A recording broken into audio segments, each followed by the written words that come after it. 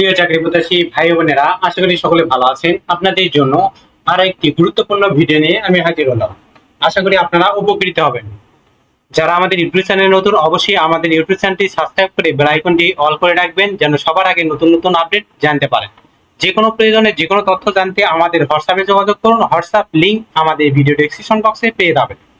আপনারা দেখতে পাচ্ছেন, গণপ্রজাতন্ত্রী বাংলাদেশ সরকার ভূমি রেকর্ড ও জরিপ অধিদপ্তর নবনিয়োগ ও শৃঙ্খলা শাখায় ভূমি ভবনে একটি বিজ্ঞপ্তি প্রকাশিত হয়েছে 24 মে 2025 খ্রিস্টাব্দে 10 জ্যৈষ্ঠ 1432 বঙ্গাব্দ। এই বিজ্ঞপ্তি সম্পর্কে বিস্তারিত জানতে পারবেন আমাদের এই ভিডিওটির মাধ্যমে, তাই ভিডিওটি স্কিপ না করে ভিডিওটি শুরু থেকে শেষ পর্যন্ত অবশ্যই ধৈর্য সহকারে দেখবেন। আপনারা সবাই অবগত আছেন যে ভূমি রেকর্ড ও জরিপ অধিদপ্তরে 14/3/24, 2/10/24 এবং 21/11/24 তারিখে গত 3বার নিয়োগ বিজ্ঞপ্তি প্রকাশিত হয়েছিল। এই নিয়োগ বিজ্ঞপ্তির আলোকে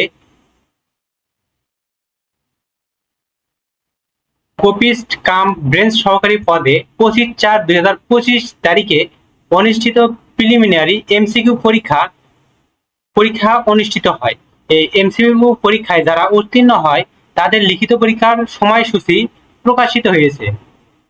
কপিস্ট কাম ব্রেঞ্চ সহকারী লিখিত পরীক্ষার সময়সূচি হলো 30/5/2025 তারিখ রোজ শুক্রবার সকাল 10 থেকে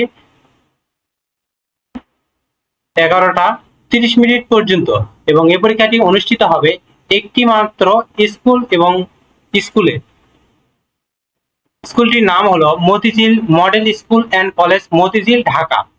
25/4/2025 তারিখে অনুষ্ঠিত প্রিলিমিনারি এমসিকিউ পরীক্ষায় ব্যবহৃত রঙিন প্রবেশপত্রটি পরীক্ষা কেন্দ্রে উপস্থিত হবে।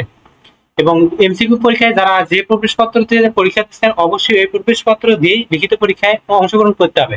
লিখিত পরীক্ষার জন্য কোনো প্রবেশপত্র ইস্যু করা হবে না, এটা অধিদপ্তরের নির্দেশ। এবং লিখিত পরীক্ষাটি অবশ্যই 1.5 ঘন্টা যাবৎ অনুষ্ঠিত হবে।